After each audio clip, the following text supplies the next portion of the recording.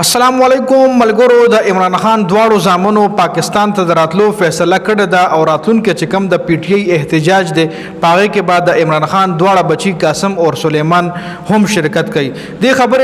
خبره اوریدلو سره مسلم لیگ د عمران خان بچو ته دمکیان هم ورکړي دي د مسلم لیگ نون حکومت د عمران خان بچو ته ویلي دي چې پاکستان ته راغلی او احتجاج کې مشارکت وکړو نو فورا برستاسو گرفتاری کیږي په گرفتاری ته تیار اوسئ اوس غټ سوال دا چې آیا د عمران خان بچی صرف د احتجاج لیټکولو لپاره پاکستان ته راځي کنا خو مکمل به په دې احتجاج کې شرکت کوي د حواله سره ماهرین سوي په دې ټول اپډیټس باندې په دې ویډیو کې ډیټیل سره خبرې کوو نو ویډیو خپل هم مکمل وګورئ او مخکې ملګرو سره ضرور شریک کړئ ټول نړۍ په عمران خان باندې خبره کوو ځکه عمران خان چې کوم دی خپل چې کوم لایف ته هغه پاکستان عوامو د پاره تیر کو لکه چې کله عمران خان سیاست میدان ته راغلی دی نو دغه دوران عمران خان خپل بچو سره هم ډیر کم ملاقات کړي دي مطلب لندن ته ډېر کم ته په پاکستان کې بو او د پاکستان عوامو په خدمت کې بلګیاو لکه عمران خان خو ډېر مخکې پرې خو دی خو سیاست نه پس بچو سره هم هغه رنګي تعلق نو ساتلې خو اوس هغه بچی د عمران خان لپاره میدان ترازی دا خبره چې کوم دی د عمران خان خور علیما خان بریک کړی دا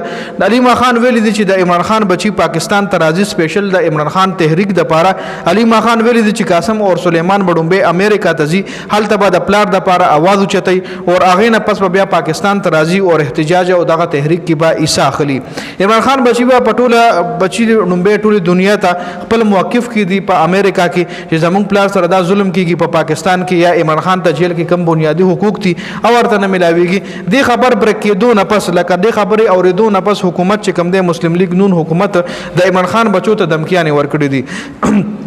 مسلم لیگ نون حکومت د عمران خان بچو ته ویلي چې چریتا سو پاکستان ته راغی نو تاسو گرفتاری به ضرور کیږي تاسو د برتانیا شهریان یی تاسو د برتانیا نېشنلټي د سره تاسو د پاکستان نېشنلټي نشته دا ولګو د مسلم لیگ نون حکومت ول څه ویلی وری مسلم لیگ نون حکومت ول ویلي چې تاسو سره د پاکستان نېشنلټي نشته تاسو د برتانیا نېشنلټي هولډر یی د پاکستان سیاست کې تاسو حصہ نشئ غشته د پاکستان سیاست کې تاسو ګوت نشئ واخله رانا سنولا ورته صفال فازو کې ویلي چې چره د عمران خان بچی پاکستان ته راغله نو دا به هغه د لپاره مشکلات پیدا کړي که د عمران خان بچی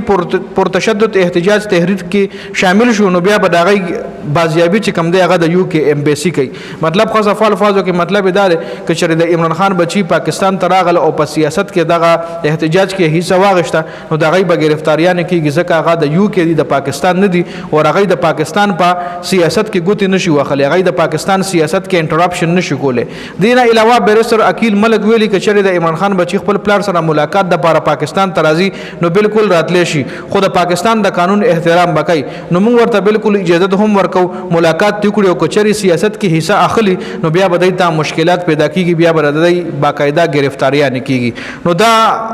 مختلف قسم چې کوم اپډیټس راغلي د عمران خان د بچو حواله سره تاسو سره په دې ویډیو کې شریک کړل د ویډیو کتلو زیاته مننه والسلام